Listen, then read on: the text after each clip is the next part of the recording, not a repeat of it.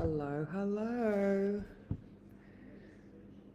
Wait for it to do its thing. I would like to pay my respects to the span. I would like to pay my respects to the spirits where I am. Got a bit of a tongue twister. All right, no worries. Still a little bit. Oh my God, Youngblood was awesome.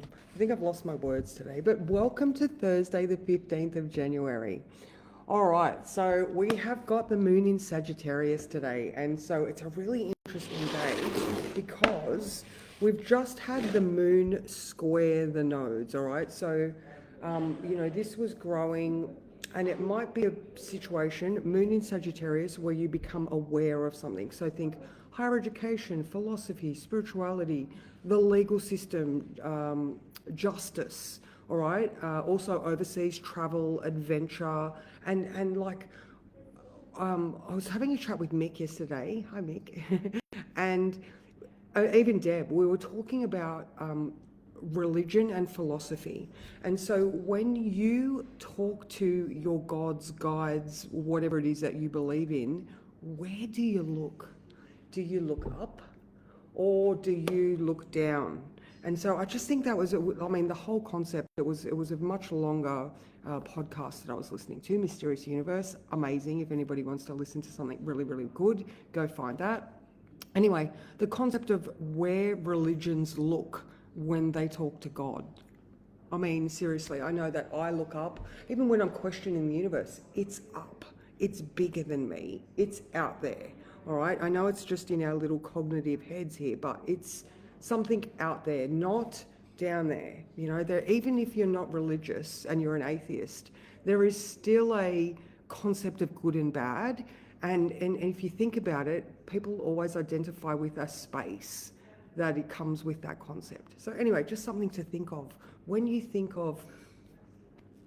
feel and you want insight, where do you look? All right, so that's the Sagittarian nature. All right, it's not going to work. It's not working. So let's just see if there's anyone here. Good morning, Heather. How are you? Good morning, Kath. All right, so now that, like I said, the moon has squared the nodes. All right, so that has passed now. So it might have been a little bit of a wake up and conceptualize life type experience. But the moon's not making any aspects, applying aspects, until after 5 o'clock when it starts to trine Chiron. All right, so the other day I was talking about all the planets. They're all making some sort of aspect to Chiron. All right, so there is some sort of understanding about our wound, but they are also applying to a conjunction with Pluto. So Venus is leading the charge. Venus in Capricorn. She's starting to really finalize all the paperwork at the boardroom where she's sitting. She's understanding the process. Capricorn is not only businesses, but Saturn in Pisces. We're looking at those subconscious foundations that we have built our life upon. All right. So these last degrees, everybody's rushing to sort of figure it out, because once Saturn and Neptune move into Aries, different story altogether. All right, so back to the moon is going to start to trine Chiron after 5 o'clock. So if we are thinking and pondering our life experience all day, then we might be able to start to make some sort of connection with us healing after that 5 o'clock mark. And then after 8, it does make an inconjunct, all right? So there is deliberate conversation and adjustment required to Jupiter retrograde in Cancer. All right, so we are looking at how is the awareness, Jupiter, what do we have to do to heal, and also see how Jupiter in Cancer, like what knowledge did we get from our family of origin, and what adjustments do we need to make to that knowledge so that we can heal Chiron in Aries, us. And most of us here are Chiron in Aries around that 50 mark, my Chiron's at 20, I think, and I'm a 74 born.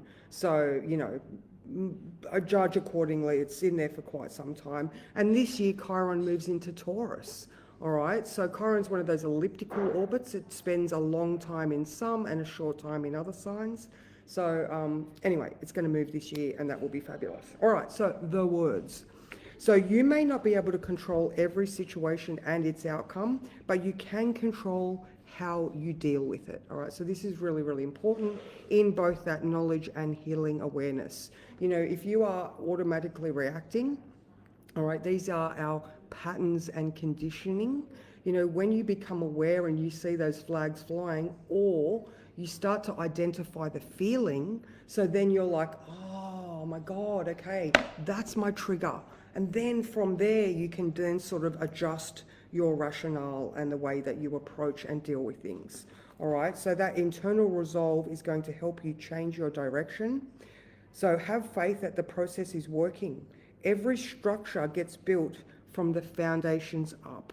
All right, so hence going back to that Saturn aspect, that right now the sun, all right, so the moon is not doing a lot, but the sun, it's coming up for that Mercury Cazimi, all right, that is going to be in Aquarius. They are both in Capricorn right now. So we're looking at all the details, the foundations, the strength, the structure.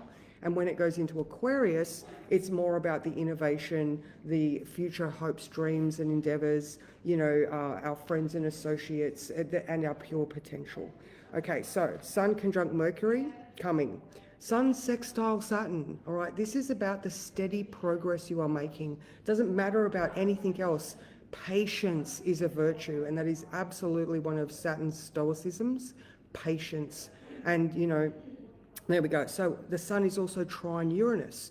So we're like excited about this opportunity that is being offered to us for us to change in the moment, because also the sun is coming up to its conjunction to Pluto, all right? And that is the end of the old and the beginning of the new. So as you can see, like we're really working through things. It feels exciting. We're processing. We're, you know, making that steady process. We're making the connections and adjustments. We're healing. All right, so now we do have Mercury conjunct Venus and Mars. So, you know, there's that action and drive in our minds. We're loving ourselves enough to stop and pay attention to what's going on for us.